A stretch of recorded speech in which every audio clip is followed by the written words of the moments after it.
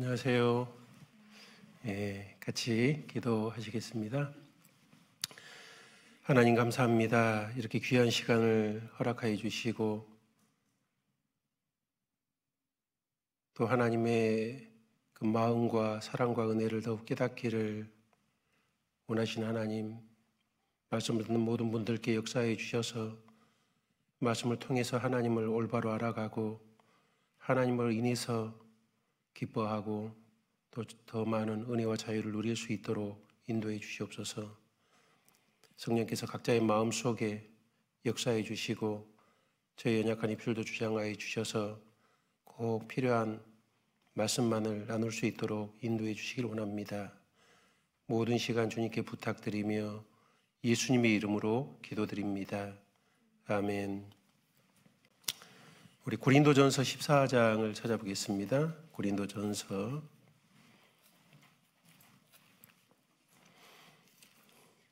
14장 20절 말씀입니다. 고린도전서 14장 20절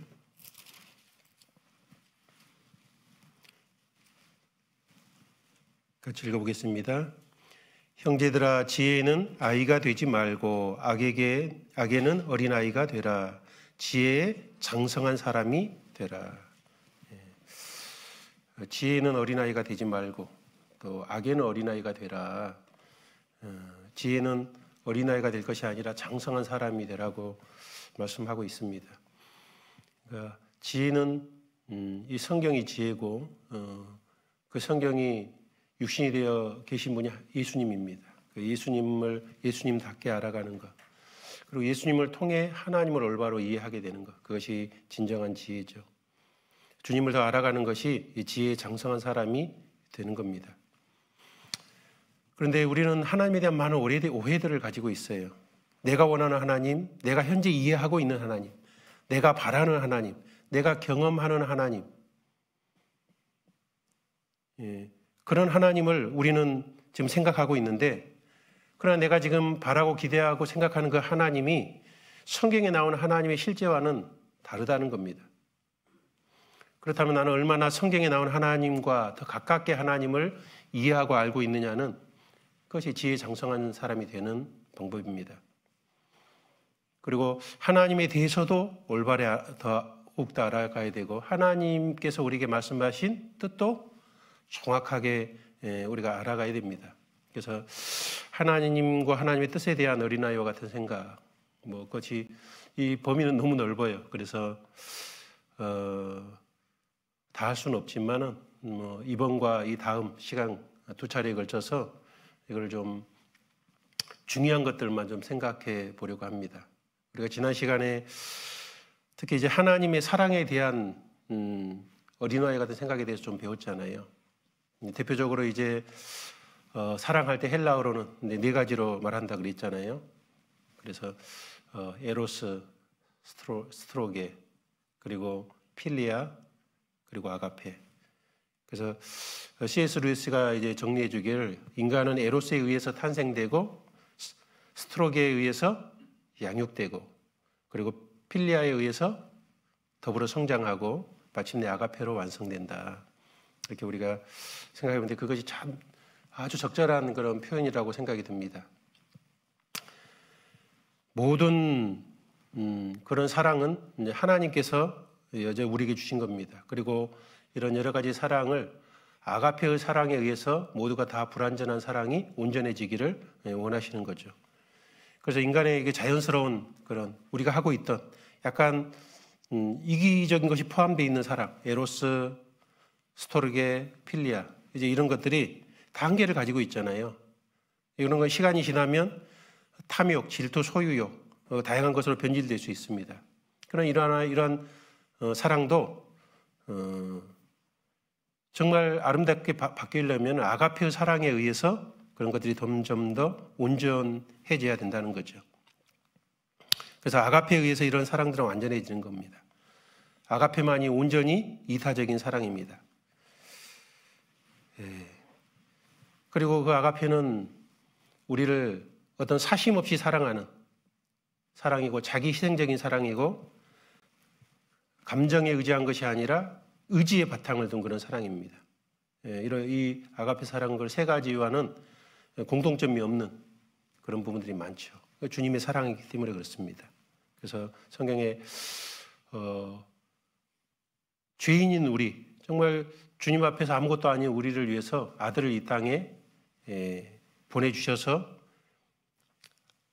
나를 살리기 위해서 아들을 대신해서 죽음에 내어주신 그 사랑, 그 온전한 이타적인 그 사랑이 희생적인 아가페의 사랑의 모습이었잖아요.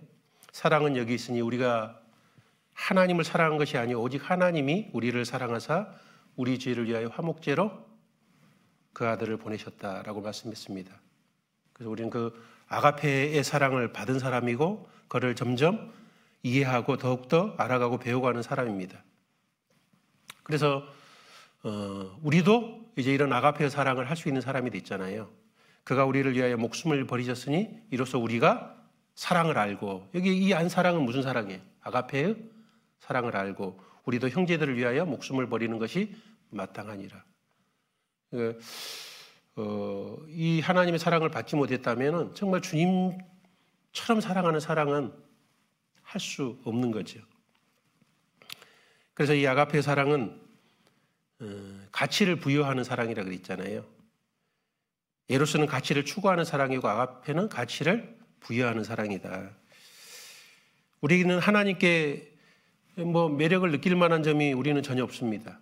오히려 미워할 만한 그런 죄들로 가득한 사람인데, 주님은 우리가 어떤 방식으로도 주님에게 채워줄 수가 없습니다. 주님은 스스로 만족하신 분입니다. 우리는 아무것도 주님께 드릴 것이 없잖아요. 어떤 종류의 사랑도 받을 만한 자격이 없지만 하나님은 아무 이유 없이 우리를 사랑해 주셨습니다. 그리고 가치가 있어서 사랑한 것이 아니고 사랑함으로 우리에게 가치를 부여해 주셨다는 거죠. 우리 요한일서 3장을 찾아보겠습니다. 요한일서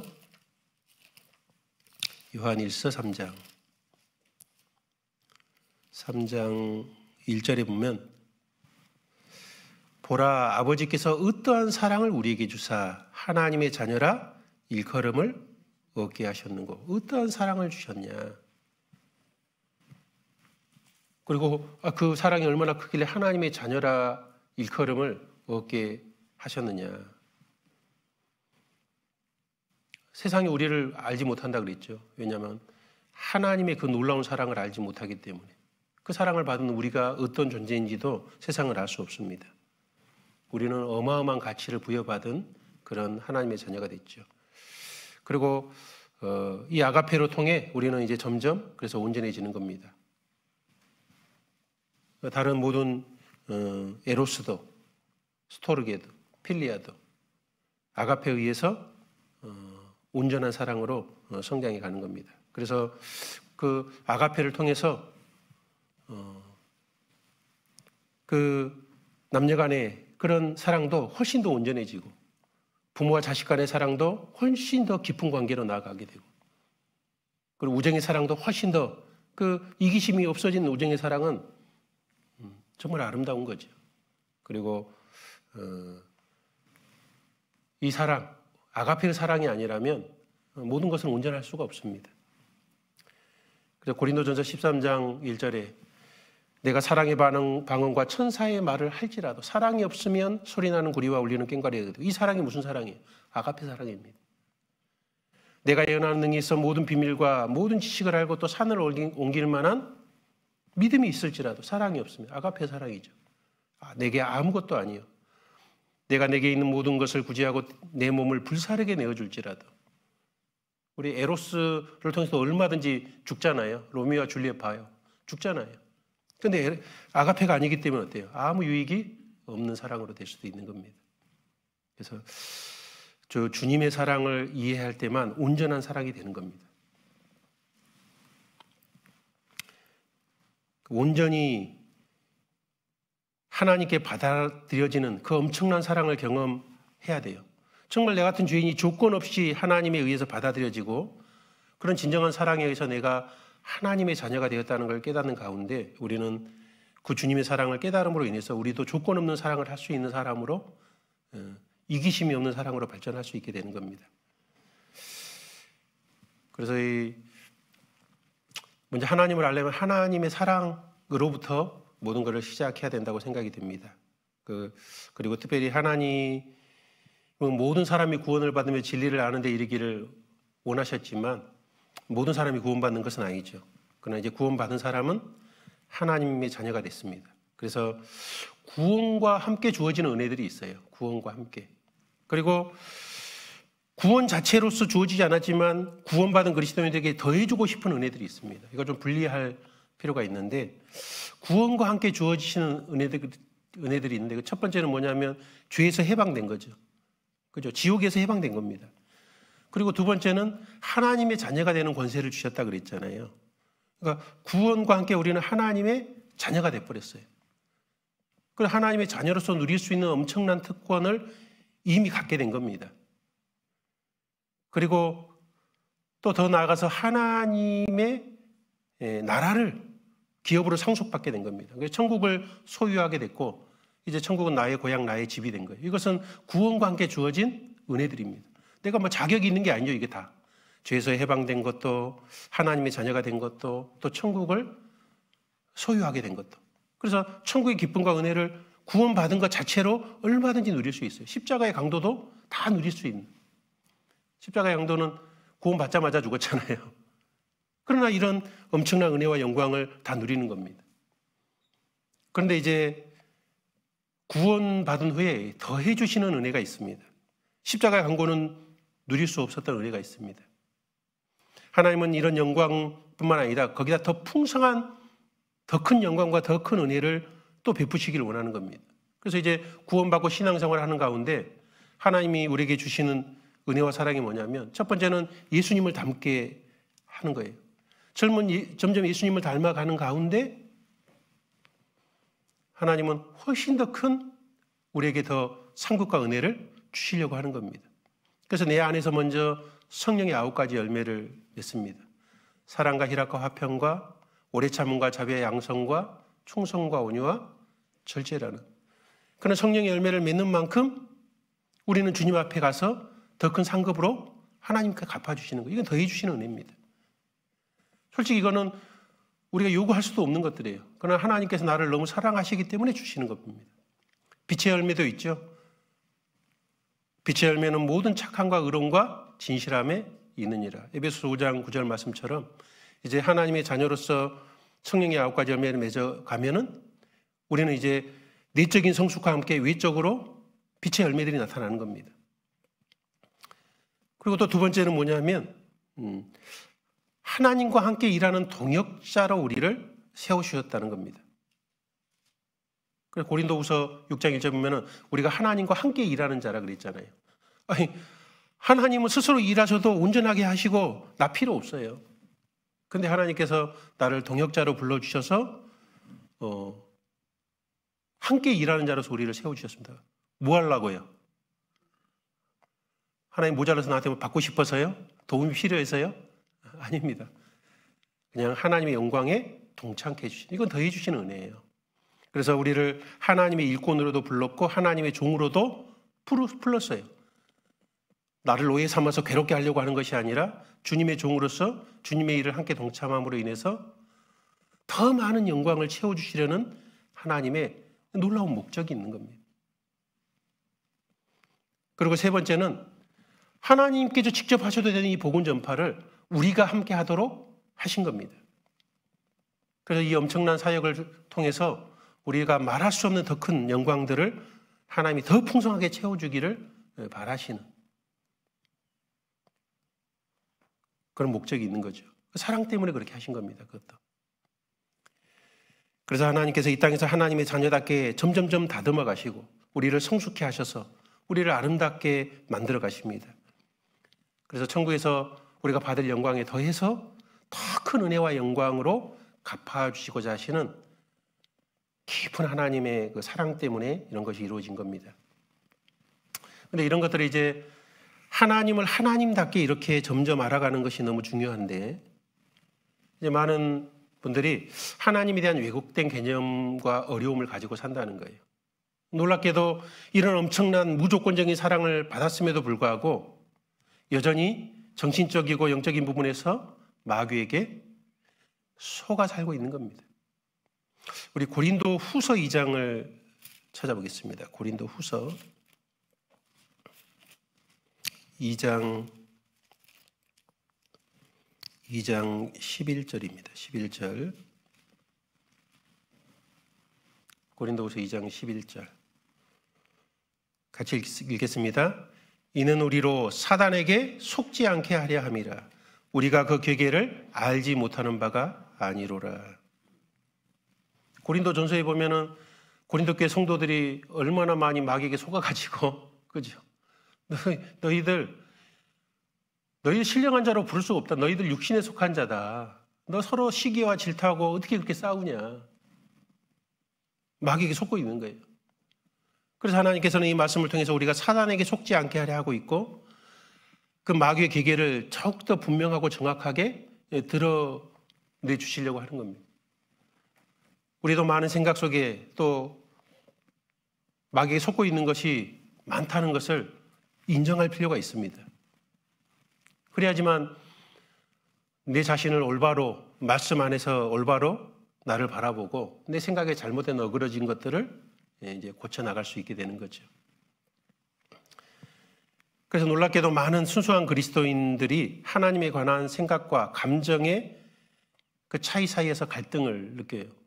그러니까 머릿속 신학은 아주 훌륭한데 내 가슴에서 느끼는 하나님에 대한 생각은 막 사랑이 잘 안 느껴져요. 하나님은 이렇게 엄청난 사랑을 해주신다고 하는데 내 안에는 느껴지는 그 사랑의 감정은 어때요? 냉랭할 때도 많잖아요. 그 머리와 마음이 달라요. 옳은 신학의 원리를 아무리 많이 알아도 하나님이 참으로 선하시고 은혜로우시다는 것을 느끼고 경험하며 살지를 못하고 있는 겁니다.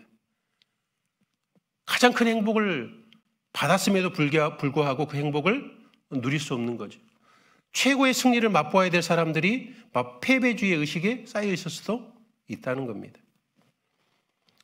각각의 사람마다 사물을 인식하고 이해하고 수용하는 방식이 다릅니다. 그러한 인식과 수용이 기능이 심하게 손상되고 나면 성경에 대한 하나님의 은혜와 사랑에 대한 것도 약간 왜곡해서 받아들이는 그런 문제가 생기기 때문입니다. 그래서 건강하고 정상적인 그리스도인도 하나님에 대한 개념을 명확하게 이해가는 것은 일생의 과제일 수밖에 없습니다. 그것이 우리의 성숙의 가장 핵심이 되는 겁니다. 그래서 하나님을 하나님답게 알아가야 돼요. 그런데 하나님께서 하나님을 우리에게 보여주시는 것은 말씀을 통해 보여주셨죠. 그리고 말씀이 육신이 되어 우리 가운데 거하신 분이 예수님입니다. 그래서 우리는 예수님을 잘 알아가야 됩니다. 그리고 예수님을 더 많이 이해하는 가운데 우리는 하나님을 하나님답게 이해할 수 있게 되는 거죠. 그걸 많이 이해할수록 우리의 상처난 마음, 이는 손상된 마음으로부터 우리가 점점 해방되어 갈 수 있는 겁니다. 우리가 전에 배우듯이요, 부모와 하나님을, 이제 구원받고 나서는 부모와 하나님을 동일시하는 그런 경향이 생겨요. 그래서 하나님에 대한 잘못된 개념들과 감정들을 가지고 대하게 되는 겁니다. 부모가 율법적인 거로 굉장히 이제 막 철저하게 이렇게 막 따지고 막 법만 가르치고 막 법을 강조하는 그런 부모였다면 하나님도 법률가처럼 우리가 탈선해서 넘어지는 걸 잘 감시했다가 잘못하면 너 실패자야 도장 콱 찍는 것처럼 율법가적인 하나님처럼 생각을 하는 거죠. 어떤 분은 하나님께서 이렇게 지켜보신다 그러니까는 항상 이렇게 몰래 뒤돌아 지켜보시다가 내가 잘못하면 너 잘못했지? 확 잡는 거예요. 사설 탐정 같은 하나님처럼 하나님을 느끼는 겁니다. 아니, 말은 사랑의 하나님인데 뭐예요? 나를 쫓아다니는 경찰처럼 느끼는 거예요.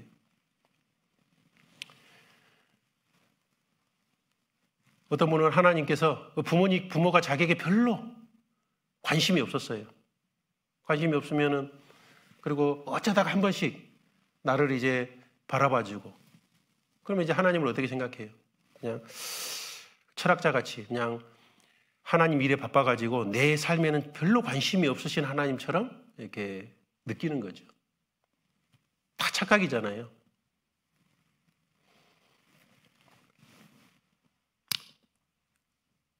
그리고 어떤 부모는 막 자꾸 일을 줬다가 일을 잘할 때 잠깐 칭찬해주고 일을 못하면 막 다그치고 막 나를 괴롭히는 그런 부모가 있다면요, 그 애굽의 바로왕 같은 하나님처럼 느끼는 거예요.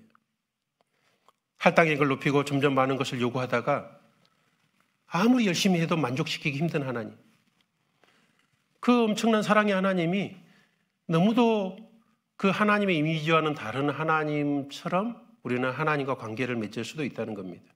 그래서 미국의 심리학의 아버지 윌리엄 제임스는 감정적인 것에 뿌리박은 종교적이고 신학적인 의심은 이성으로는 해결될 수 없다라는 말을 했습니다. 그러니까 내가 이성으로만 이해한다 그런 것은 정말 이 감정 자체와 같이 일치가 되지 않는 겁니다. 그래서 그 사이에서 우리는 방황하는 거죠. 이건 참 어려운 문제예요. 왜냐하면 삶을 통해서 온전한 사랑이라는 것과 비슷한 것을 경험하지 못한 사람, 가정환경 속에서 끊임없는 증오와 배척, 심지어 잔인함을 경험한 그런 사람들이 하나님의 복을 믿고 그것이 구원을 받았기는 했을지라도 하나님이 그 따뜻한 인자한 사랑으로 나를 사랑해 줬다는 것처럼 그 사랑을 바로 받아들이기가 너무 어렵다는 겁니다.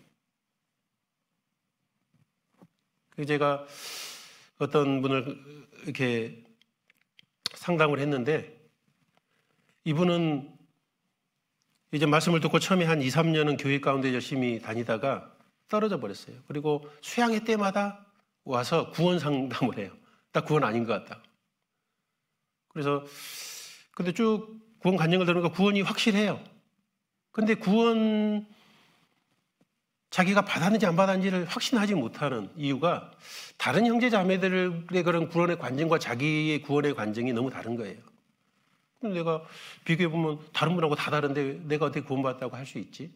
이제 이런 생각 속에 빠져 있으니까 다른 분들도 생활하는 것과 이제 간증 들으면 헷갈리고, 그러니까 매번 구원 상담하지만은 이걸 확신하지 못하는 거예요. 그래서 그분은 어렸을 때 부모를 잃어버려서 이제 삼촌이 따뜻하게 해줬대요. 그런데 그 삼촌이 처음에는 너무 따뜻하게 이렇게 잘해주니까 정말 이제 그 사랑을 느끼는가 싶었는데 이 삼촌한테 강간을 당한 거예요. 그런데 그것이 이제 습관화가 되기 시작했어요. 그러니까는 삼촌을 믿을 만한 사람이었던 것처럼 생각하다가 배신감에 의해서, 그것도 청소년 때의 일이니까 말할 수 없는 고통이 있습니다.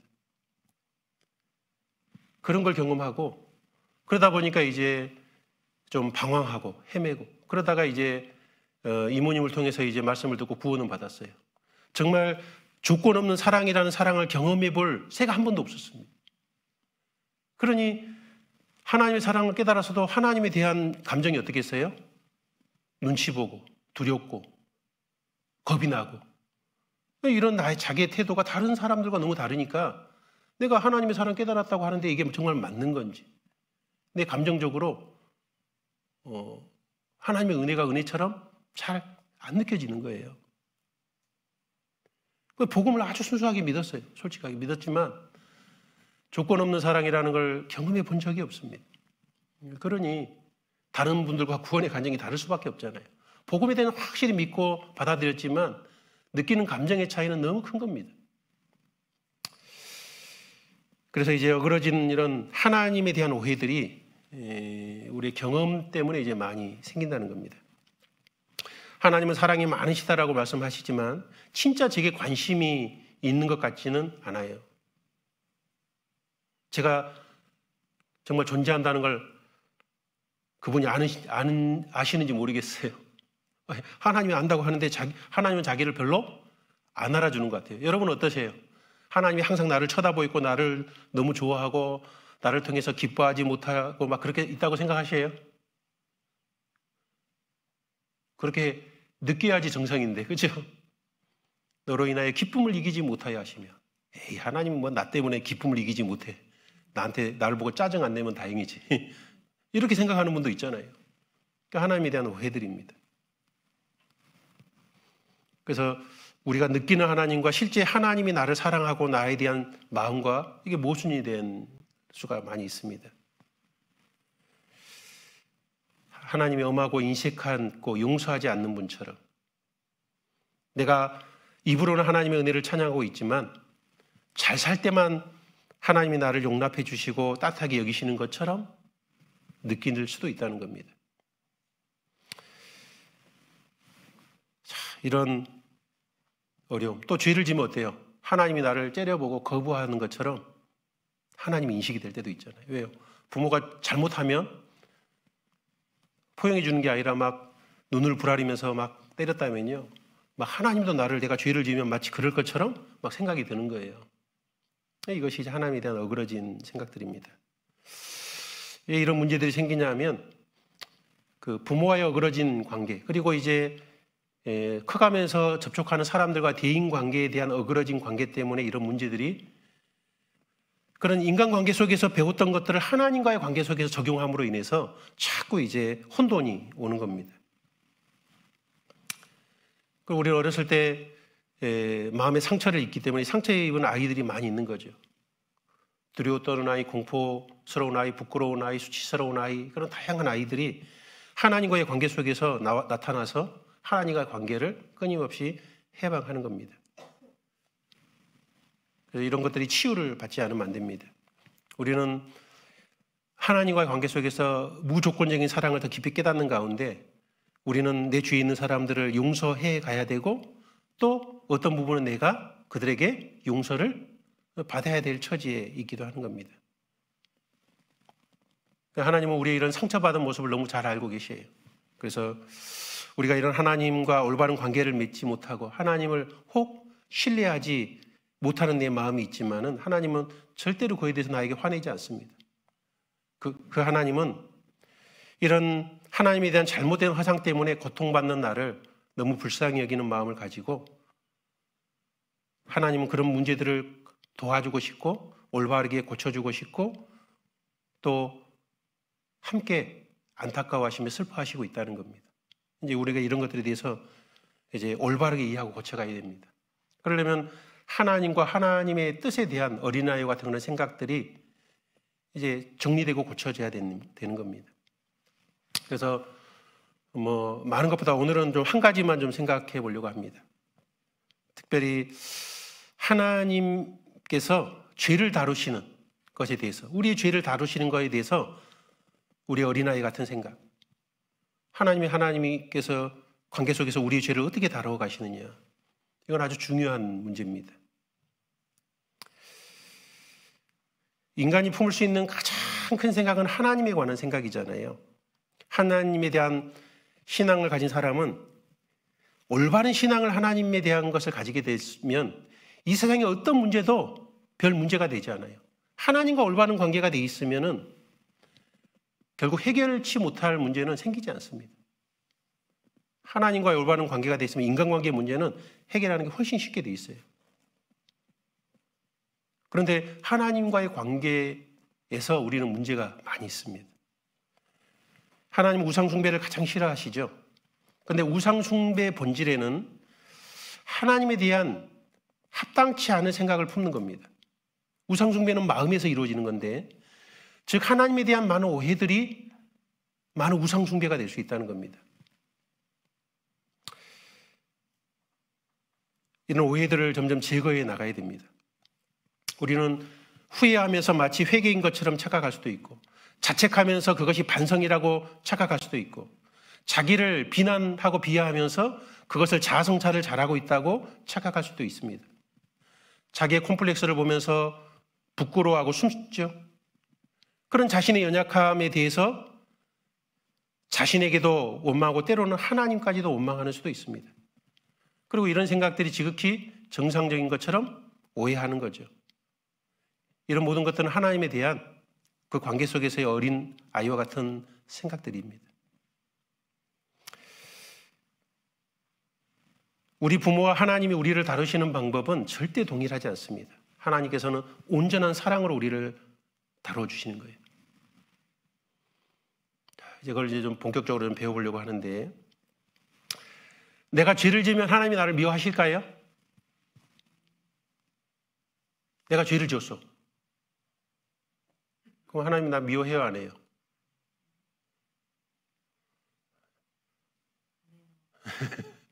네. 하나님은 내가 죄를 지었는데 나를 미워하는 게 아니라 나의 죄를 미워하는 겁니다. 그런데 많은 그리스도인들이 이렇게 교제하다 보면은 이 동일시되어 있어요. 나의 죄를 미워하시는 하나님이 나 자체까지도 미워하시는 것처럼, 근데 이제 이성은 이걸 이제 안에서 아는데, 실제로 내가 죄를 지면요, 하나님 앞에 내가 막 부끄러워, 너무 비참하고 그러지 않아요? 하나님이 나를 미워하시지 않는데 마치 나를 미워하시지 않는다고 생각은 하는데 내 감정은 나를 미워하시는 것처럼 느껴질 때가 있죠. 왜요? 내가 부모에게 잘못하면 부모님은 나를 사랑을 나타내 준 게 아니라, 보통 우리 아이들 잘못하면 어떻게 해요? 부드러운 얼굴을 하고 때려요. 얼굴이 인상이 굳어져 가지고 막 성질을 내면서 때려요. 예? 보통은 많은 부모들이 자기도 감정이 확 생겨가지고 악심을 품고 때리는 수도 있잖아요. 그런 경우도 많습니다. 악심은 없을지라도 내가 좀 공포스러운 분위기를 조장해야 된다고 생각하고 얼굴에 인상을 확 쓰고 너 이리 와 깔아가지고 막 때리니까 마치 하나님도 우리에게 그러시는 것처럼 우리가 생각이 드는 겁니다. 그러니까 그게 이제 하나님과의 관계 속, 부모가 그렇게 했기 때문에 굉장히 어그러져 있어요, 우리도. 우리 시대는 또 분노장애도 많잖아요. 분노는 관계를 깨어버리는 감정입니다. 그런데 분노를 이렇게 나타내면서 하는 모든 그런 훈계한다는 행위가 실제로는 성경에 말하는 절대적 징계의 개념이 아니고 벌을 주는 개념으로 다 인식하게 돼 있습니다. 이건 이제 심각한 문제가 돼요. 하나님 우리는 벌 주시는 분이 아닌데, 하나님 우리를 너무 사랑하셔서 이 죄가 우리에게 고통을 준다는 걸 알기 때문에 이 죄로부터 우리를 분리시키고 싶으신 겁니다.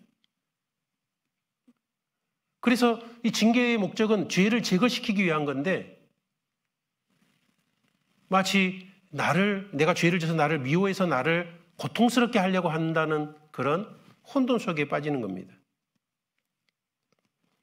하나님은 나를 너무 사랑하시기 때문에요, 죄로 인해 내가 고통받기를 원치 않는 거예요. 그래서 우리는 어떤 징계에 대한 많은 오해도 있어요. 징계 받으면 어디가 아프고, 물질적인 손해가 오고, 어떤 큰 사건이 일어나는 것만 징계라고 생각을 해요. 근데 첫 번째 징계는 뭐겠어요? 어떤 큰 징계를 지으면, 물론 다윗이 큰 죄를 지었잖아요. 그래서 징계가 커가지고 자기 아들이 죽는 일도 생겼고, 또 큰 문제가 생겼잖아요. 그는 강간죄와 살인죄를 졌기 때문에 다시는 그 죄를 반복하지 않도록 하기 위해서 하나님의 징계가 크게 나타난 겁니다. 고범죄를 심각하게 진 거죠. 그러나 일반적으로 우리가 가벼운 죄를 짓는 것도 막 그런 식으로 나타나냐? 전혀 그렇지 않거든요. 그래서 죄 자체가 우리를 고통스럽게 한다는 거 아시에요? 그렇기 때문에 우리가 죄를 지면 그 죄 자체가 이미 우리를 고통스럽게 하는 것이 가장 일반적이고 첫 번째가 되는 징계입니다. 우리 에레미야 2장을 찾아보겠습니다. 에레미야 2장. 에레미야 2장 19절입니다. 에레미야 2장 19절.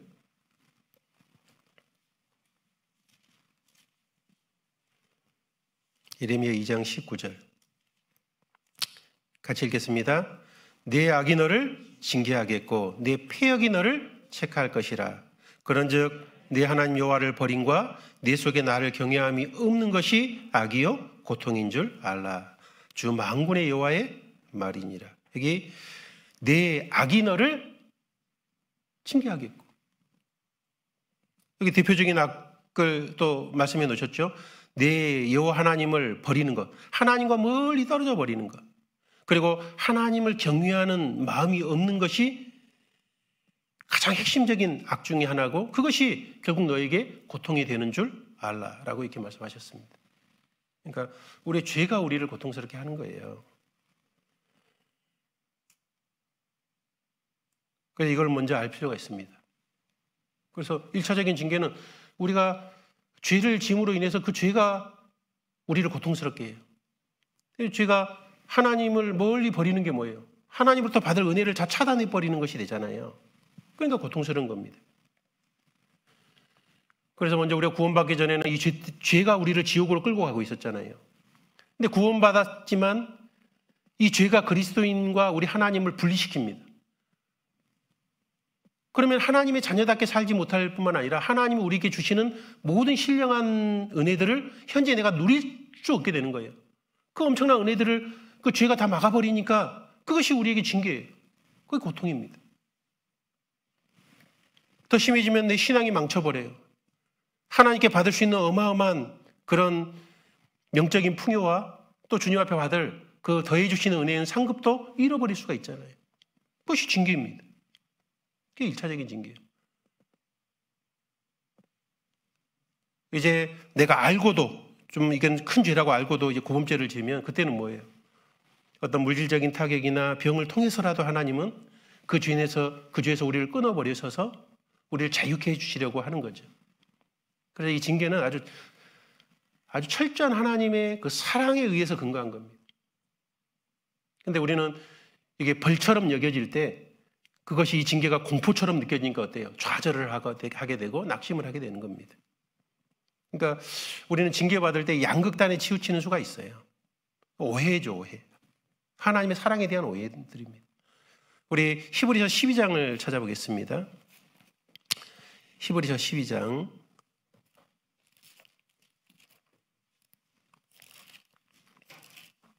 12장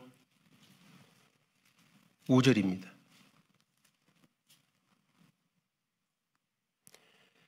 5절에 4절부터 보시면 너희가 죄와 싸우되 아직 피 흘리기까지는 대항치 아니하고, 그러니까 죄가 원수고 죄가 나를 고통스럽게 하는 건데 좀 적당히 타협을 해요. 왜? 죄가 나를 그렇게 고통스럽게 한다는 것을 실제로 잘 이해하지 못하는 부분들이 많거든요, 우리가. 그죠?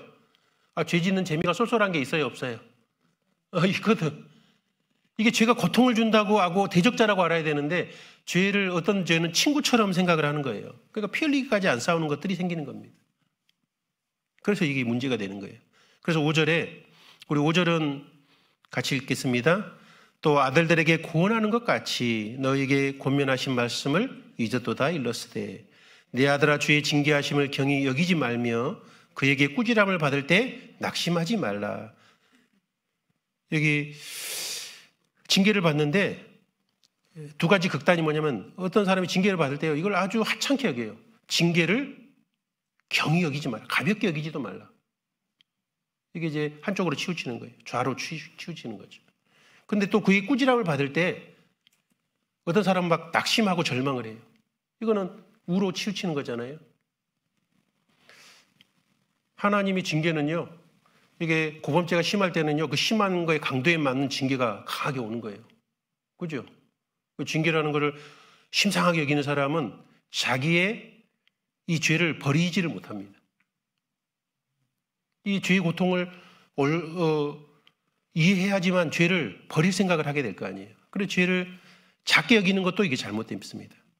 그리고 이제 주님이 이런 징계하실 때 그것을 하나님이 나를 막 벌 주는 것처럼 생각해서 낙심하는 것도 이게 문제입니다. 그래서 6절에 보면 주께서 그 사랑하시는 자를 징계하시고 그의 받으시는 아들마다 채찍질 하심이니라. 그 사랑하시는 자를 사랑하기 때문에 징계가 있는 것이다.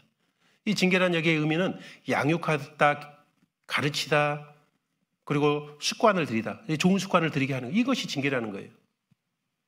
받으시는 아들마다 채찍질도 해요. 그 아픔을 느껴야 하지만 다시는 그 죄를 반복하고자 하는 생각을 좀 떨쳐버릴 수 있잖아요. 그래서 다윗은 그 징계를 잘 받고 나니까 나단의 책망을 듣고 자기의 죄를 이제 밝히 드러났다는 걸 알았죠. 그리고 그 후에도 그걸 분명히 깨닫고 하나님께 회개했지만은 징계가 있었잖아요. 그 음란죄에 대한 아주 무서운 고통을 느끼고 그 살인죄 때문에 자기의 자식이 죽는 걸 보게 되고 다시는 그런 죄와 가까이 하지 않겠다고 아주 마음에 강한 결심으로 해서 다윗은 죽을 때까지도 하나님의 사람으로 멋지게 살았잖아요. 그 7절에 보시면 너희가 참음은 징계를 받기 위함이라. 우리가 이제 이 징계 훈련을 받아야 돼요. 훈련. 이제 이 죄가 고통이고 악이란 걸 알기 때문에요. 참아낼 수 있잖아요. 하나님이 아들과 같이 너희를 대우하시나니 어찌 아비가 징계하지 않은 아들이 있으리요. 징계는 다 받는 것이거늘 너희에게 없으면 사생자요 참 아들이 아니니라. 우리가 징계받는다는 걸 통해서 하나님이 얼마나 우리를 사랑하시고 우리를 신실하게 이끌어가는지를 깨달을 수 있게 되는 겁니다. 그리고 11절에 보면 무릇 징계가 당시에는 즐거워 보이지 않고 슬퍼 보이나 후에 그로 말미암아 연단한 자에게는 징계를 잘 통과하고 잘 받고 난 사람에게는 의의 평강한 열매를 맺나니 그러므로 피곤한 손과 연약한 무릎을 일으켜 세우고 너희 발을 위하여 곧은 길을 만들어 저는 다리로 하여금 어그러지지 않고 고침을 받게 된다 그랬습니다. 그래서 우리는 양극단에 치우치지 않아야 되는데, 그래서 이 징벌의 목적은 위반에 대해서 벌을 가하는 거기 때문에 고통스러울 수밖에 없어요. 이 징벌의 초점은 과거의 잘못을 처벌하는 것이고 적의와 분노에 대한 표현이고 두려움과 좌절함을 갖게 되는 거예요. 그래서 그러나 징계는 교정과 성숙을 위한 목적을 가지고 있기 때문에 항상 미래의 바른 행위에 초점을 가지고 있고 사랑과 관심의 그 태도를 보여주는 겁니다. 그래서 징계를 잘 받고 나면은 안정감을 갖게 되고 이 죄를 떨쳐버릴 수 있는 능력이 생기는 겁니다. 그러니까 징벌과 징계는 너무 반대인데 이것을 마치 동일한 것처럼 이게 섞여 있으니까 어때요? 많은 문제들이 생기는 겁니다. 하나님은 우리에게 벌이 없습니다. 그러니까 심판이 없다는 거예요. 심판. 그리고 내가 죄를 지어도요, 하나님은 나를 너무너무 사랑하셔요. 그 사랑이 턱만큼도 내가 죄를 짓는다고 해서 바뀌지 않습니다. 사랑하시기 때문에 이 죄로부터 내가 고통받지 않도록 하기 위해서 이 죄를 떨쳐버리게 하시려고 하는 거예요.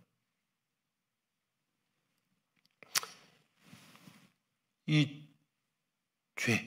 죄가 어떤 과정을 갖게 하느냐, 그것도 좀 알 필요가 있어요. 죄가 우리에게 어떻게 이렇게 들어오는지 성경은 너무 잘 표현하고 있습니다. 우리 잠언 5장을 찾아보겠습니다. 잠언 5장.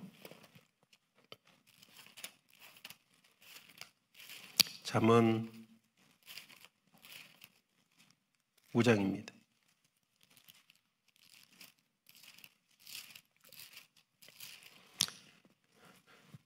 죄를 친구처럼 생각하죠. 그런데 여기를 좀 잘 생각해 보면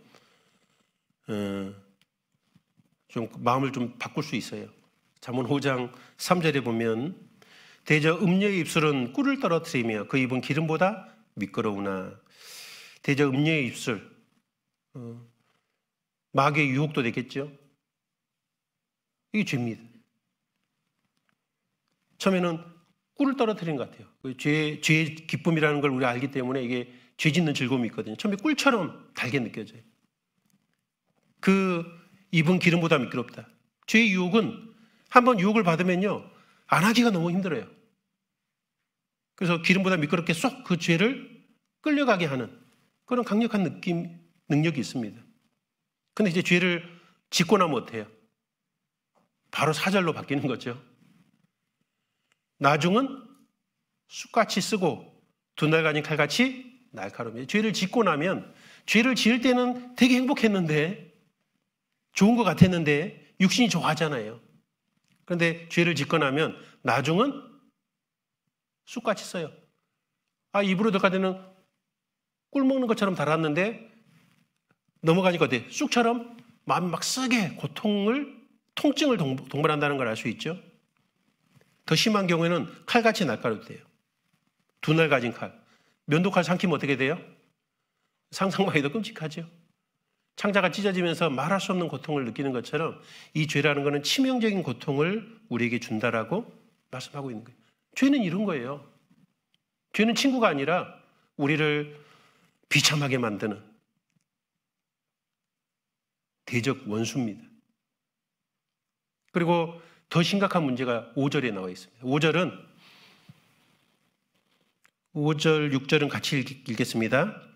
그 발은 사지로 내려가며 그 걸음은 음부로 나아가나니 그는 생명의 평탄한 길을 찾지 못하며 자기 길이 든든치 못하여도 그것을 깨닫지 못하느니라. 이 자주 반복되는 그런 습관화된 죄들이 결국은 우리를 생명의 평탄한 길을 찾지 못하게 만들고 그 길이 든든치 못함에도 불구하고 깨닫고 인식할 수도 없도록 만들어 가는 겁니다. 그러니까 죄가 좀 이렇게 익숙해지면 어때요?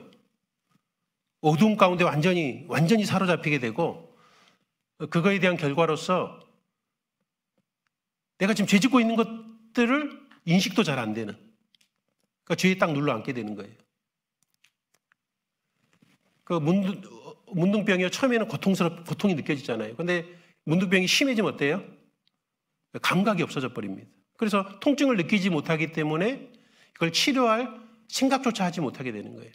죄라는 것도 문둥병과 같아서 처음에는 고통스럽다가 좀 지속되면 어때요? 감각이 없어져 버립니다. 그래서 이 죄가 나를 고통스럽게 하고 있다는 그 고통 자체를 인식을 잘 하지 못하게 되는 거예요. 그걸 눌러 앉는 겁니다.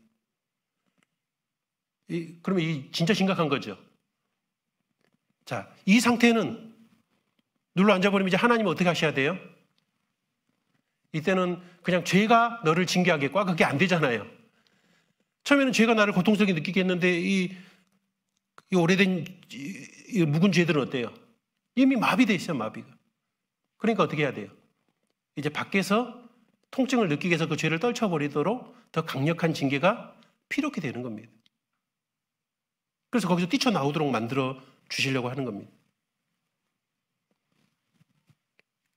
또 하나의 많은 그리스도인의 착각이 뭐냐면은 하나님께서는 이 말씀을 가지고 우리를 보호하는 틀로서 이렇게 주신 거예요. 이건 죄다, 이건 죄가 아니다, 이것은 옳다, 이건 옳지 않다, 여기서 멈춰야 된다, 이런 다양한 하나님의 말씀을 통해서 우리를 보호하시고 지키고 있는데 처음 구원받고 나면요, 이렇게 성경 말씀 배우다 보면 뭐 느껴요? 야, 말씀대로 살려고 그러면 내가 죽겠다. 그죠? 왜냐하면 이제 죄를 익숙해 있던 사람이 이제 구원받고 나면은 이제 빛이 밝아지니까 내가 하는 모든 행동들이 죄들이 너무 잘 드러나 보이니까는 이 말씀대로 살려고 그러면 숨도 못 쉴 것 같은 느낌이 처음에 드는 거예요. 그 구원받았다는 확실한 증거 중에 하나예요, 이것도. 그런데 야, 말씀대로 절대 못 살아 이렇게 생각이 들었는데 점점 이제 교회와 말씀 가운데 말씀을 배우는 가운데 이거 하나하나 지킬 수 있고 지킬 수 있다는 것도 알게 돼요. 처음에는 이 말씀이 나를 꽉 쥐는 속박하는 구속을 하는 것처럼 느껴지는데 이제 신앙이 자라면서 어떻게 되죠? 말씀의 틀이 굉장히 넓다는 것을 이해하게 되고 마치 성벽처럼 우리를 보호하고 그 마귀로부터 고통을 받지 않게 하는 우리의 안식과 보호하는 틀이라는 것을 뒤에는 경험하게 되는 거예요. 그걸 경험하고 계셔요? 표정 보니까 아닌 것 같은데. 이걸 경험을 해야 되는데. 그런데 이 신앙 안에서 훈련을 받지 않으면 여전히 이 말씀이 나를 속박하는 틀처럼 착각하는 거예요. 마치 이와 같은 건데 우리 잠언 10장을 찾아보겠습니다. 잠언 10장입니다. 10장 29절입니다. 같이 읽겠습니다. 여호와의 도가 정직한 자에게는 산성이요 행악하는 자에게는 멸망이니라. 여호와의 도, 여호와의 말씀은 정직한 자에게는 산성이다. 그러나 그 악을 행하는 자에게는 멸망이 되죠. 왜? 그 법을 어김으로 인해서 이러한 대가가 있다는 그대로 이루어지기 때문에. 근데 이 말씀을 지키고 정직한 자에게는 산성처럼 된다는 거예요. 우리가 구원받고 말씀을 자꾸 이제 배우는 게 뭐예요? 이 산성이다 그것은 이렇게 이제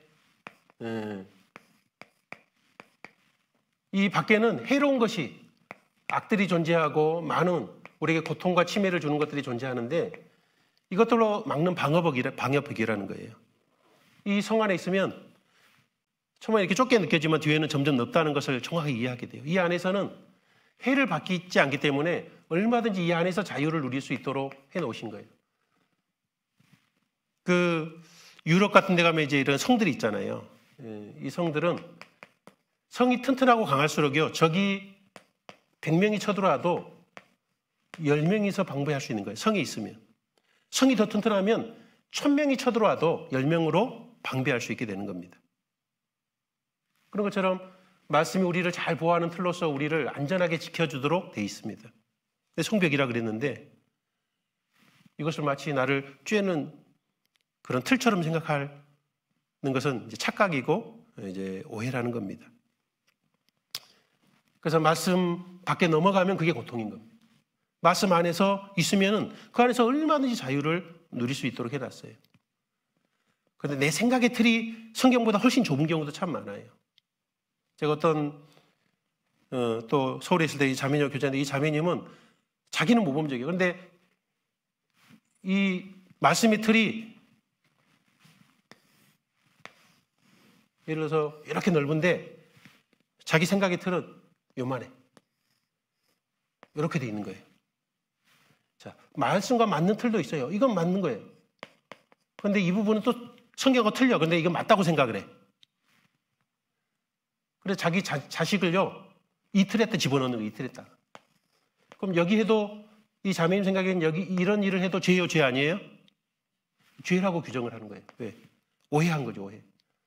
성경적으로 전혀 틀리지 않는 많은 자유함을 누릴 수 있는데 이걸 다 죄로 규정해서 다 여기다 집어넣으려고 할 수도 있는 거예요. 그런데 또 자기가 틀린 것도 있는데 맞다고 생각을 해. 그러니까 이걸 또 우기는 거예요. 우리 안에 이런 부분들이 다 있다는 겁니다. 그래서 이분은 성경의 틀이 성경의 틀은 너무 좁아. 자기 생각이지 성경은 그렇지 않거든요. 그래서 이런 관계 속에서 그런 하나님에 대한 말씀에 대한 오해들이 여러 가지 어려움들을 이제 만들어냅니다. 자, 그래서 우리는 죄인 것과 죄가 아닌 것을 구별하는 것도 너무 중요한 문제입니다. 그렇죠?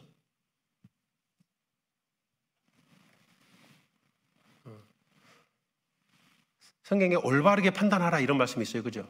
그럼 판단이란 단어 자체는 죄요, 죄가 아니에요? 아니잖아요.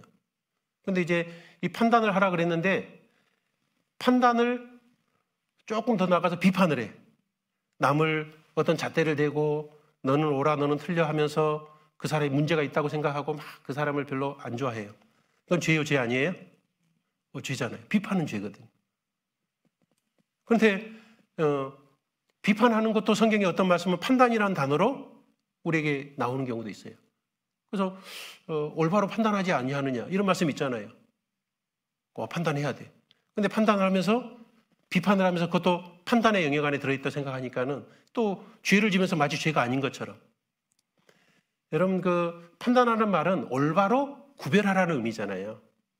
비판하라는 의미가 아니거든요. 그래서 이런 오해들이 있습니다. 또 하나 오해 생각해 볼까요? 어떤 거는 죄가 아닌데 죄라고 생각을 해요. 그래가지고 양심에 송사를 해요. 미워하는 생각이 갑자기 확 떠올랐어요. 죄 지은 거예요, 안 지은 거예요?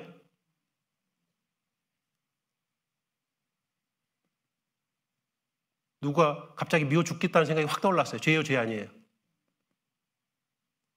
헷갈려요? 그 미워하는 것 자체는 죄지만 미워하는 생각이 확 떠올랐던 것 자체가 내가 죄를 지은 것이 아니잖아요. 그 생각을 붙잡아가지고 그래 그랬어 하면서 확장시키는 게 뭐예요? 그건 죄예요. 그리고 미워한 행동을 해요. 그것도 죄고 소설을 써요. 그것도 죄고.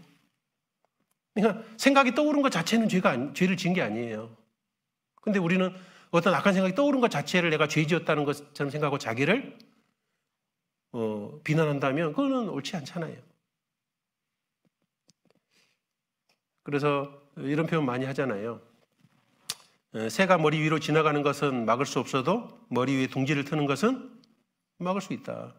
그러니까 죄악된 생각이 떠오르는 것 자체, 지나가는 것은 이런 생각이 떠올라 이거는 잘못된 거고 버리면 뭐 문제될 게 하나도 없어요. 죄를 지는 것이 아니잖아요.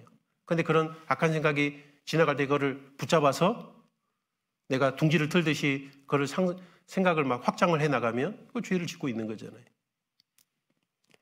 그래서 이런 구별들을 명확하게 하지 못하면 죄인 것을 죄가 아닌 것처럼 생각해서 그 죄를 아주 내 삶에 심상하게 생각하고 지을 수도 있고, 죄가 아닌 것을 죄처럼 생각해서 스스로 그것 때문에 고통받을 수도 있어요.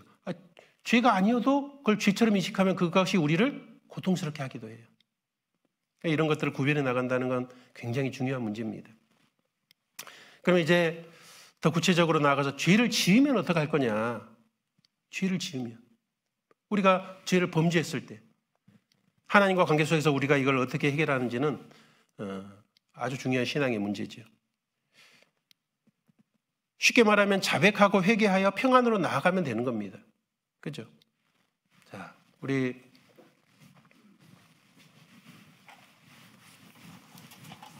이제 죄를 지었을 때 그 하나님과 사랑의 관계 속에서 우리는 이 문제를 어떻게 해결할까?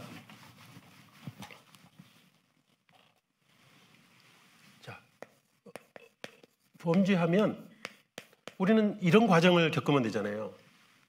내가 이거를 범죄했구나. 그걸 깨달으면 이제 첫 번째 해야 될 게 뭐예요?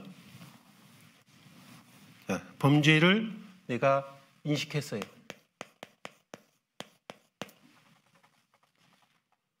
자, 인식은 뭘 통해서 주로 오냐 하면은 죄책감을 느끼는 거죠. 이건 범죄했어. 이게 인식하고 죄책감을 느끼는 거예요.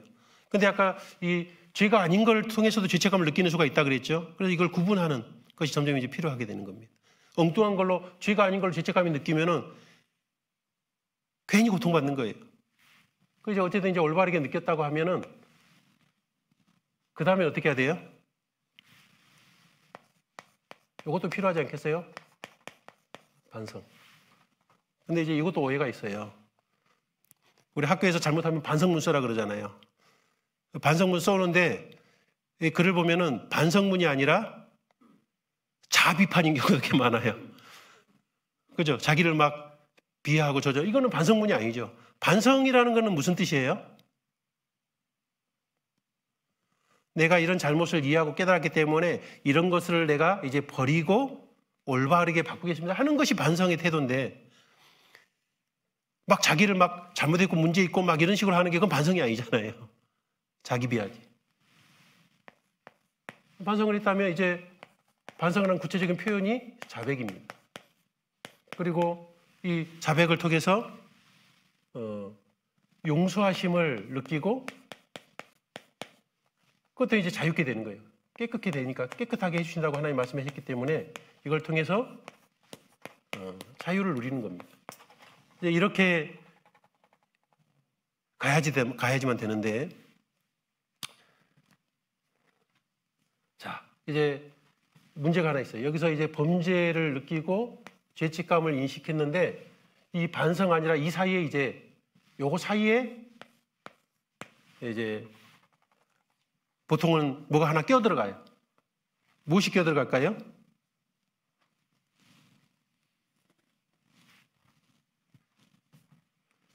자,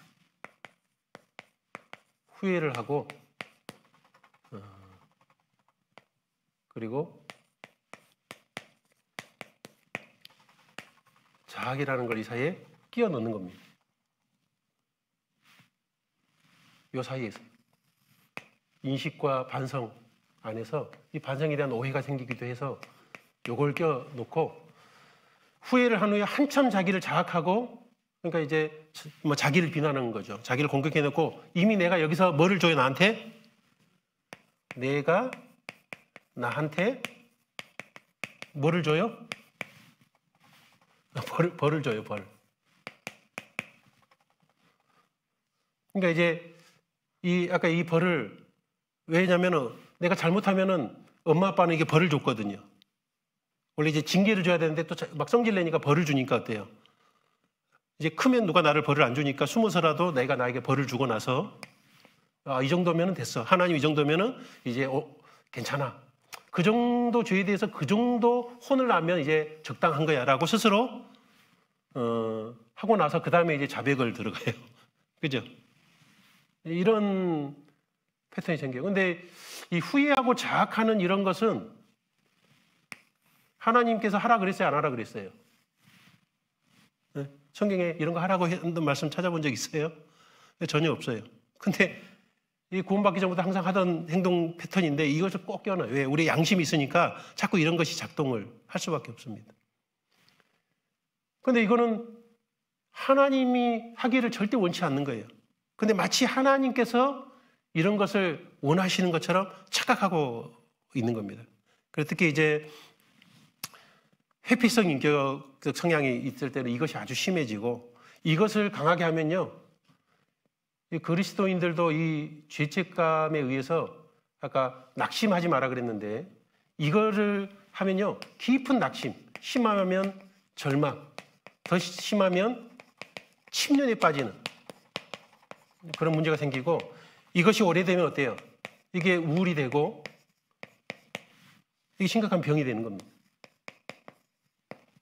그리스도인들이 아마 정신적인 가장 큰 어려움 중에 이 문제가 아주 가장 심각한 문제 중에 하나입니다.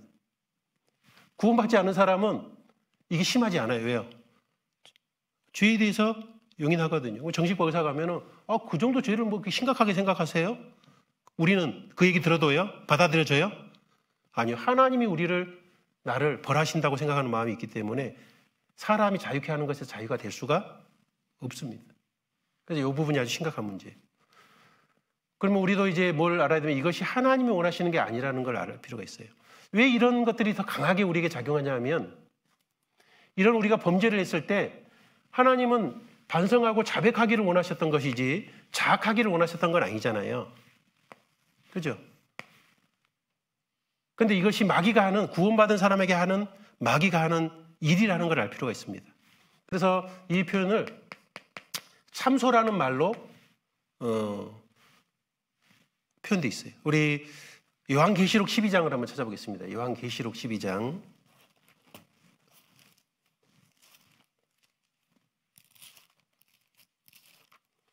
요한계시록 12장입니다. 12장.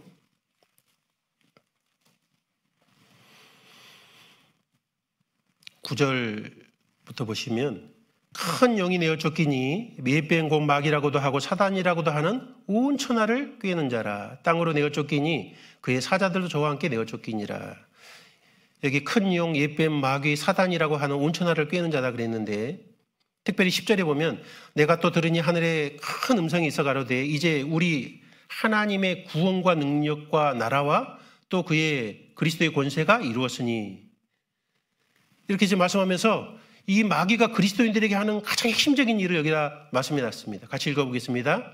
우리 형제들을 참수하던 자, 곧 우리 하나님 앞에서 밤낮 참수하던 자가 쫓겨났고, 그러니까 마귀가 그리스도인들에게 하는 핵심적인 일이 뭐예요? 이 참수하는 일이에요. 죄를 지었으면 네 문제 있다고 막 나를 공격하는 겁니다. 마치 내가 막 엄청난 문제가 있는 사람인 것처럼 스스로 자기를 비참하게 만들고 자학하도록 부추기는 존재죠. 이 참소가 마귀가 하는 대표적인 우리에게 한 역사 가운데 하나입니다. 하나님은 정반대로 말씀하셔요. 우리 로마서 8장을 찾아보겠습니다. 로마서 8장.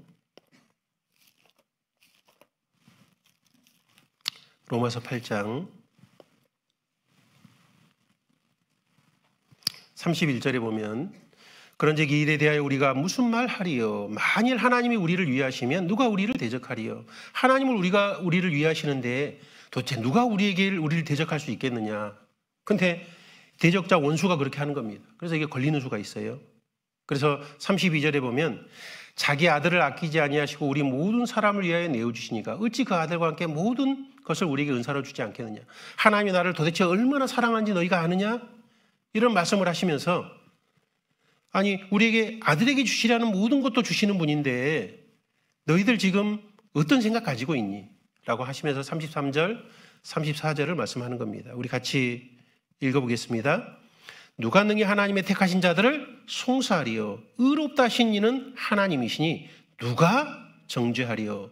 죽으실 뿐 아니라 다시 살아나신 이는 그리스도 예수시니 그는 하나님 우편에 계신 자여 우리를 위하여 간구하시는 자시니라. 여기 누가 능히 하나님이 택하신 자들을 송사하리요 그랬죠. 송사하리요. 누가 우리를 정죄할 수 있겠느냐. 너 죄인이고 악하다고 말할 수 있겠느냐. 이게 다 비슷한 표현들입니다. 근데 누가 한다고요? 이거는 마귀의 일인 거예요. 마귀. 나를 참소하고 송사하고 정죄하는 것은 마귀가 나에게 하는 일입니다. 여기 걸리면은 절망하고 침륜에 빠지고 우울해지는 거예요. 우린 여기 빠지면 안 돼요. 우리는 죄를 지으면은 그걸 인식했다면 후회하고 자학으로 나가야 될 것이 아니고 자백으로 나가야 되는 거죠. 반성하고. 그렇잖아요. 그럼 우리가 죄 지으면 어떻게 하면 되냐? 가장 쉽게 요한일서 1장 8절을 한번 찾아보겠습니다. 요한일서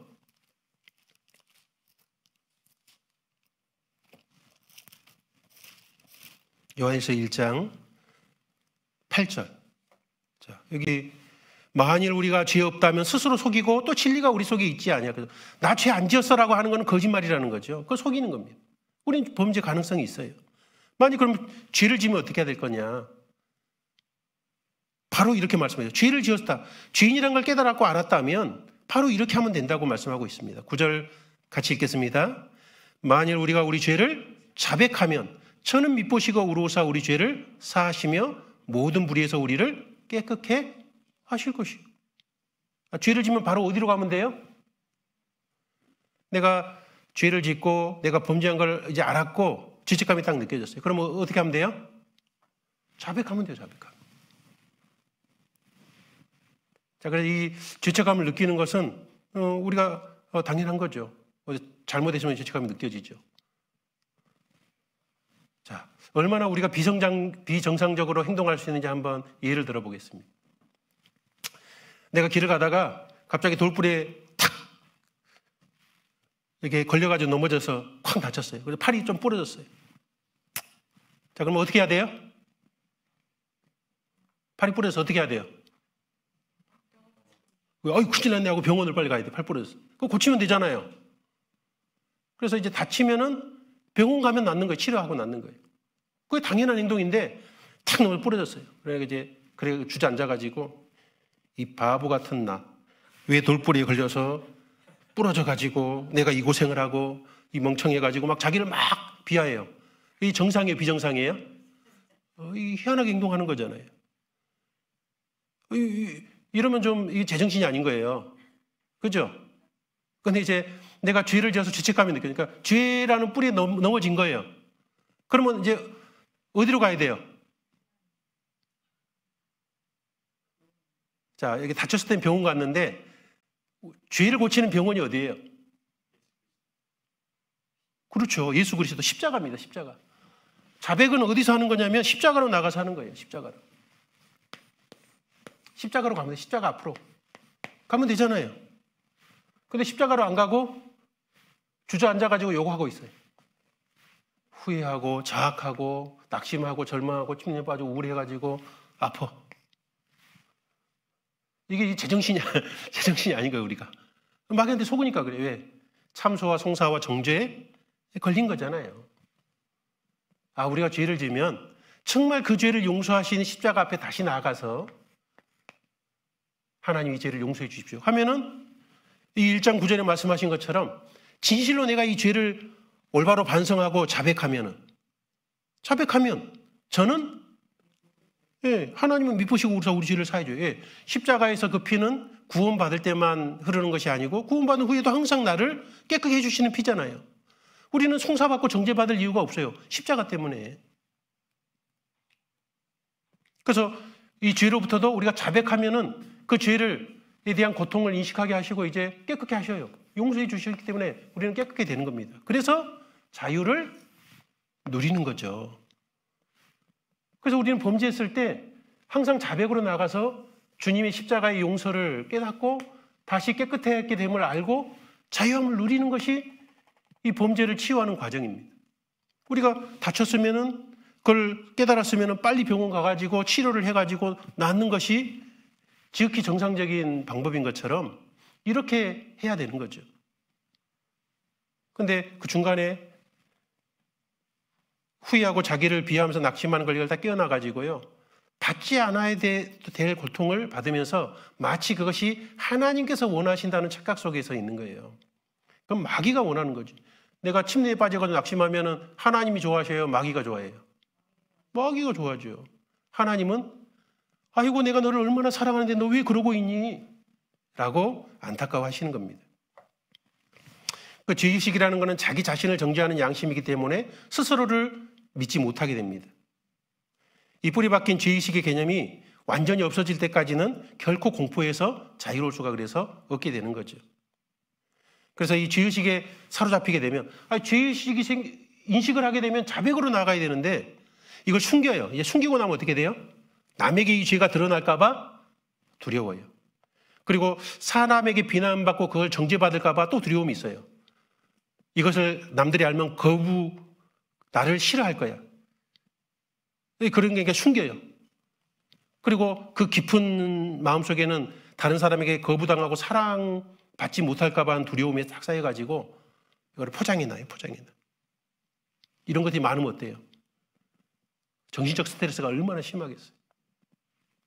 그러니까 마귀는 마치 그걸 숨겨두게 만들고 죄의식에 사로잡히게 만들고 그 가운데서 시간이 오래될수록 어때요? 이거는 나를 훨씬 더 비참한 상태로 만들어가는 가는 겁니다. 우리는 죄의식을 가지고 살 필요가 없는 사람들이에요. 그렇죠? 주님이 다 용서해 주셨잖아요. 그리고 현재 죄도 빨리 하나님께 나가서 회개하고 이걸 해결해 나가는 이 훈련을 해야 됩니다. 그런데 이제 제가 이제 정신적으로 이렇게 어려운 분들 이렇게 상담을 하다 보면 많은 분들이 여기에 딱 걸려 있어요. 그래서 여기서 헤어나가지를 못해.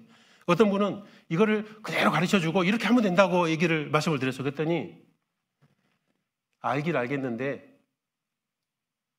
실제로 해보면 잘 안 돼요. 왜요? 이게 나의 요거까지 딱 끼워넣는 게 뭐예요?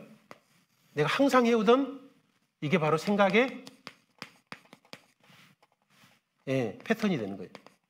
이게 습관화되어 있다는 거예요. 그래서 죄를 지면 바로 이쪽으로 가는 게 아니라 바로 이쪽으로 떨어져요. 안 하려고 해도 바로 공식처럼 작동을 하는 거예요. 그래서 이것을 알아도 이쪽으로 이것이 훈련을 통해서 하지 않으면 이것이 어렵습니다. 그래서 자학하는 마음이 딱 생겨요. 근데 이거는 이제 우리가 무슨 생각을 해야 돼요? 이거는 마귀가 원하는 거예요. 하나님은 절대로 이걸 원치 않아라고 내가 다시 생각을 떠올려서 이것을 안 하려고 자꾸 훈련하는 게 필요하죠. 빨리 십자가로 와서 무릎 꿇고 눈물의 회개가 필요하지 무슨 자학이 필요하냐고요. 그렇죠? 하나님의 십자가의 은혜를 생각함으로 인해서 이거를 극복해야 됩니다. 원래 후회라는 말의 사전적 정의는 이전의 잘못을 깨치고 뉘우치는 거라고 돼 있어요. 뉘우치는. 근데 우리는 뉘우치는 정도가 아니라 자책하고 죄의식에 사로잡혀 자신을 비난하게 되는 거죠. 그래서 우리는 반성을 해야 되는 것이 자책을 해서는 안 됩니다. 그죠? 반성이라는 건 자기 언행에 대해 잘못이나 부족함이 없는지를 돌이켜보는 거예요. 그래서 과거의 잘못을 올바로 알고 현재를 어떻게 살아가야 할지를 방향을 잡는 게 반성인데요.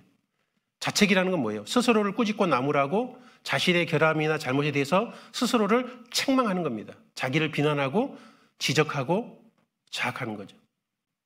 우리에겐 자책이 필요한 게 아니에요. 반성이 필요한 거죠. 이런 것에 대한 오해들이 있다는 겁니다. 그래서 과거에 대해서 그 잘못을 과거를 마귀는 후회하고 자책해 만든 걸로 사용하는 거예요. 마귀도 과거를 사용해요. 근데 하나님도 과거를 사용해요. 하나님 과거를 뭘로 사용할까요? 교훈으로. 반성한다는 거는 교훈 삼기 위함이잖아요. 교훈으로 삼아서 지금 그걸 다시 반복하지 않을 수 있는 힘을 길러주기를 원하시는 거죠. 그리고 마귀는 과거를 사용해서 자꾸 후회해서 현재를 힘있게 살지 못하도록 만드는 겁니다. 그래서 우리는 자아 성찰과 자아 비판도 전혀 다르다는 걸 알 필요가 있어요. 그죠? 우리는 자아 성찰은 아주 필요한 거죠. 이제 신앙이 성숙하는 데 가는데 이 자아 성찰은 가장 중요한 문제입니다. 그런데 어떤 사람은 자아 비판하면서 자기를 성찰하고 있다고 착각하기도 합니다. 이 자아 성찰이 제대로 되려면 하나님의 눈으로 객관적으로 나를 바라볼 수 있을 때에만 자아 성찰이 올바르게 되는 거예요. 그렇지 않으면 자아 비판이 되기가 쉽습니다. 주님의 눈을 통해서 객관적으로 나를 바라보는 거예요. 그런데 하나님의 눈이 아니라 자기의 이 어그러진 개념과 생각을 통해서 나를 바라볼 때는 두 가지의 잘못에 빠지게 됩니다. 자기 과신을 하든지, 그죠? 평가를 너무 좋게, 남에 대해서는 아주 처절하게 까다로운데 자기에 대해서는 너무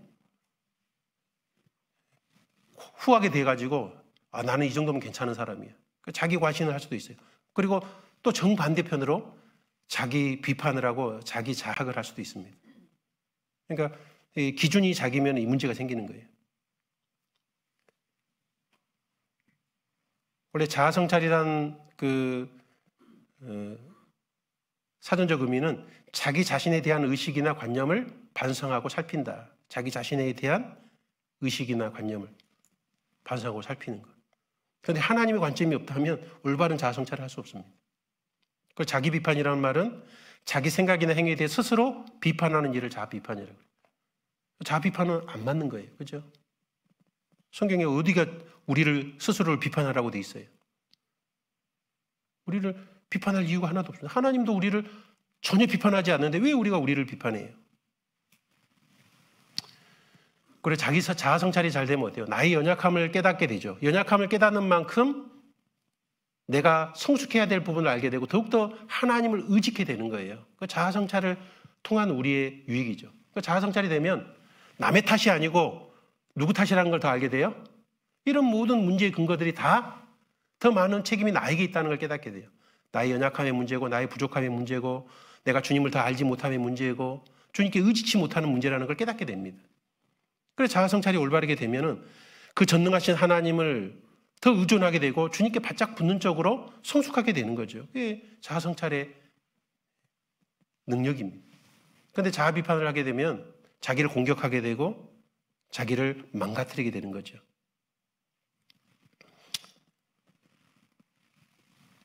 자, 우리는 말씀을 믿는 게 믿음이에요. 우리가 자백하면은 그 용서해 주시고 깨끗하게 하셨다는 것을 우리가 받아들임으로 인해서 자유함을 누리고 감사하게 되는 그것이 뭐예요? 그게 믿음입니다. 그것이 주의 문제가 생겼을 때. 이 말씀대로 하나님께서 그 큰 사랑을 가지고 자백하면은 미쁘시고 오르샤. 미쁘시다는 말은 신실하시다는 말이잖아요. 하나님은 항상 옳은 대로 올바르게 말씀 그대로 행하신다는 그 의미가 미쁘시다는 의미입니다. 의롭기 때문에 항상 올바르게 그 법대로 우리 죄를 항상 사해 주시고 우리를 항상 깨끗게 하시는 하나님의 이 무한한 사랑과 은혜는 항상 나와 함께 한다는 것을 우리가 믿고 받아들일 때 우리 안에는 평강과 자유함이 생기는 겁니다. 그래서 우리는 구원받은 후에도 범죄했을 때 끊임없이 뭘 체험하게 되는 거죠? 십자가의 은혜와 사랑을 계속 반복해서 체험해가는 그것이 내 삶에 더 많은 자유를 얻는 중요한 통로가 되는 겁니다. 그래서 우리는 범죄했음에도 불구하고 이 자백이 자유로워지는 가운데 주님의 은혜와 사랑이라는 게 더 깊이 이해되고 인식되도록 성장할 수 있는 거예요. 그것이 이제 성숙해 되는 거예요. 항상 이 밑으로 빠져가지고 이거 다 통과하고 나서 다시 이쪽으로 가는 거는 뭐예요? 애기 같은 거예요. 속은 거예요. 어린아이 같은 거예요. 자, 그래서 이제 결론적으로요. 한번 아브라함의 예를 들어볼게요. 아브라함이요. 처음에 뭐 믿음의 조상 뭐 되게 좋게 생각하는데 아브라함 참 상태가 어땠냐면요. 아내의 순교를 위태롭게 만든 비열한 속임수를 2번이나 썼던 사람입니다. 그죠? 아니, 자기가 죽을 것 같으니까 너 내 동생이라고 얘기해. 자기만 살면 돼요. 속였어요. 그래서 아내가 순교를 잃어버리든 말든 그건 중요한 게 아니야. 자기 목숨이 중요하지. 그리고 도덕적으로도 용기가 없고 천성적으로 자기 신변의 안전만을 염려하는 사람인 거죠. 도덕적인 용기가 있었다면 아내를 지킨 내가 죽어도 아내 지켜야지. 근데 아내 지키는 게 문제가 아니라 자신의 안전이 더 큰 겁니다. 그리고 압력에 의해서도 약했던 사람이에요. 부인이 얘기 나야 되는데 없으니까는 하갈하고 같이 하갈을 통해서 얘기 나라 그러니까 어떻게 했어요? 부인의 압박에 못 이겨가지고 그냥 해주잖아요. 근데 이제 하갈이 얘기 낳고 이제 막 사라를 업신여기니까 또 사라가 또 화가 나가지고 어떻게 했어요? 쫓아내라고 막 압박을 하니까 아브라함이에요. 그러지 뭐. 부인이 세긴 세요. 근데 어쨌든 그런 압박에 대해서 되게 약한 사람이었어요. 그리고 책임감도 다소 모자라요. 확고한 원칙에 따라 행동하는 것이 아니잖아요. 아브라함에게 가장 필요했던 것은 뭐죠? 온 생애를 하나님과의 관계에서 바라보고 그에게 명하시고 그를 지켜주시며 상 주시는 하나님만을 의지하면서 하나님 안에서 사는 법을 배우는 것이었습니다. 아브라함도 뭐예요? 연약해요. 이 죄성들이 뭐예요? 너무나 연약함이 많이 있어요. 그래서 아브라함이 이런 생애 가운데 이런 문제가 있다고 자기를 비난하고 자학하는 게 중요한 게 아니잖아요. 그것은 아브라함의 인생을 망칠 수밖에 없습니다. 그러면 그게 아니라 아브라함은 하나님과의 관계를 바라보고 하나님이 그를 지켜주시고 또 상 주시는 이심을 바라보면서 하나님의 인재 안에서 성숙한 법을 배우는 거였습니다. 그래서 아브라함은 이 하나님이 그렇게 그에게 말씀했을 때 그걸 잘 받아들였습니다. 한번 찾아볼까요? 창세기 15장입니다. 창세기 15장. 하나님이 아브라함에게 어떤 하나님이신지를 이렇게 말씀해 주고 있잖아요. 15장 1절 같이 읽겠습니다. 이후에 여호와의 말씀이 이상 중에 아브라함에게 임하여 가라사대 아브라함아 두려워 말라 나는 너의 방패요 너의 지극히 큰 상급이니라. 나는 너의 방패다. 내가 너를 보호해 주겠다. 걱정하지 마라. 두려워하지 마라. 그리고 나는 너의 지극히 큰 상급이다. 네가 나를 의지하고 신뢰할수록 너에게 영광을 주실 그 하나님이다 그 뜻이잖아요. 그리고 또 이런 말씀도 하시죠.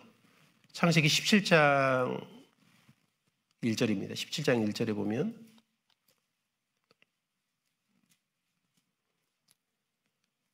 아브라함의 99세 때 여호와께서 아브라함에게 나타나서 그에게 이르시되 나는 전능한 하나님이라. 너는 내 앞에서 행하여 완전하라. 이 완전하라는 말은 하나님처럼 완전하게 해라 이런 의미가 아닙니다. 하나님 앞에 태도를 성실하고 진실하게 하라 이런 뜻입니다. 내가 진실하고 정직하게 성실한 마음으로 나아갈 때 하나님께서 나를 온전케 해주시는 거예요. 우린 연약하지 부족하지 온전한 사람이 아니잖아요. 근데 온전하는 말은 하나님께서 온전하시기 때문에 하나님께 기대고 의지하고 하나님께 성실하게 가는 가운데 우리는 온전해지는 겁니다. 완전해지는 겁니다. 그래서 아브라함은 땅에서 주밖에 사모할 자 없다는 것을 점점 하나님께서 그 아브라함의 삶을 다루시면서 그렇게 만들어 주시죠. 그래서 아브라함의 삶은 하나님이 이런 교훈들을 잘 받아들인 결과로서 그 부족하고 문제 많던 아브라함이 새로운 고귀함을 가지고 새로운 사람이 되어가는 것을 보여주는 내용입니다.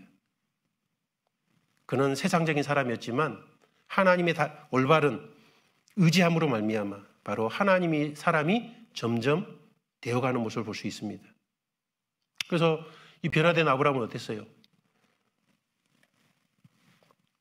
다시 이제 이런 여러 가지 경험을 통해서 이제 가나안 땅으로 갔는데 이제 롯의 종들과 아브라함의 종들이 막 먹는 것 때문에, 짐승 먹이는 것 때문에 다투잖아요. 그러면 아브라함이 자기 선택권이 있는데 선택권을 누구한테 양보해줘요?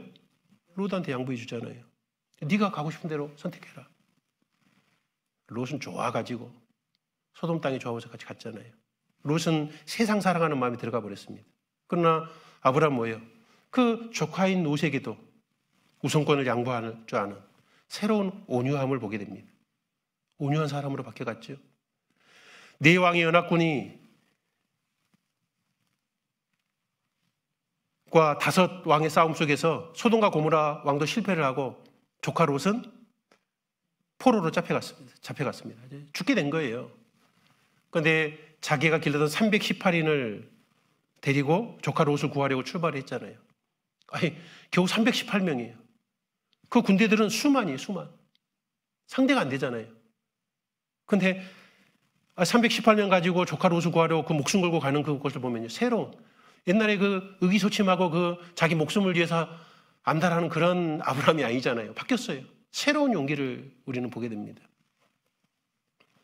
그리고 전쟁에서 그 많은 전리품을 취해왔어요. 근데 자기가 취하지 않죠.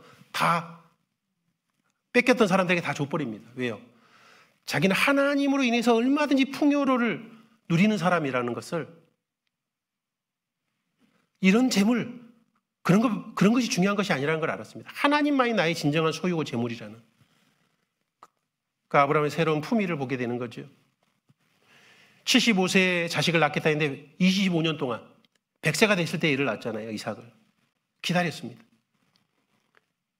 그는 잘 못 참는 사람이 오랫동안 기다리고 참을 수 있는 사람으로 바뀌게 됐습니다. 새로운 인내를 가지게 됐죠. 그리고 롯을 위해서도 막 기도하죠. 그런 다른 사람을 위해서 열심히 기도하는 끈질긴 중보자의 모습으로 바뀌게 됩니다. 그리고 마지막에는 이삭조차도 하나님의 명령에 따라 바칠 수 있는 사람, 정말 하나님의 말씀에 의지해서 내가 죽여도 하나님이 살릴 수 있다는 그 확실한 믿음이 생겼기 때문에 그 100세 때 얻은 아들을 죽는 것을 두려워하지 않았습니다. 진정한 믿음의 사람으로 하나님께서 바꿔주신 거죠. 하나님을 의지하고 하나님을 올바르게 알아가는 사람은 그런 믿음의 사람이 되는 겁니다. 아브라함은 정말 잘 배웠습니다. 하나님을 하나님답게 알므로 인해서. 그 과정에는 많은 우여곡절이 있었지만 아브라함에게 궁극적인 하나님의 뜻을 하나님은 다 이루셨습니다. 아브라함만 그럴까요? 지금 우리의 연약함, 우리의 부족함 이런 게 있지만 하나님은 우리를 사랑으로 다루어 가십니다. 현재는 아픔이 있고 힘이 들고 정신적인 어려움이 있을지라도 그걸 통해서 하나님은 이 어그러지고 비틀어졌던 이 아브라함을 다뤄서 아름다운 믿음의 조상으로 아브라함을 만들어 주신 것처럼 또한 우리도 이런 연약함을 다루어 주셔서 정말 하나님을 의지케 하고 하나님의 풍성한 사랑을 느끼게 해서 정말 귀한 그리스도의 우리를 세워주고자 하시는 것이 하나님의 목적입니다. 현재 우리가 마음에 많은 아픔이 있다면 이제 말씀을 통해서 그것이 다듬어지고 다루어지고 하나님의 뜻, 하나님을 더 올바르게 이해함을 통해서 우리도 주님을 닮은 사람으로 하나님 우리를 다듬어 가시는 거예요. 문제는 하나님에 대해서, 하나님의 뜻에 대해서 더 분명하게 알아가는 것이 필요합니다. 그래서 다음 시간에는 또 하나님과 하나님의 뜻에 대해 좀 더 또 중요한 부분들을 몇 가지 더 배워보도록 하겠습니다. 같이 기도하시겠습니다. 하나님 감사합니다. 하나님께서 우리를 얼마나 사랑하는지, 얼마나 우리로 인해서 기뻐하는지, 또 우리를 사랑하시기에 얼마나 죄로부터 우리를 끊어내시려 하는지 또한 알게 해주신 것 감사드립니다. 우리가 더 마귀에게 속지 않고 이 말씀을 통해 더 많은 자유함을 얻을 수 있도록 주님 역사해 주시고 우리가 많은 마음과 정신적 아픔으로부터 하나님의 은혜와 사랑으로 더욱더 자유케 될 수 있도록 인도해 주시옵소서.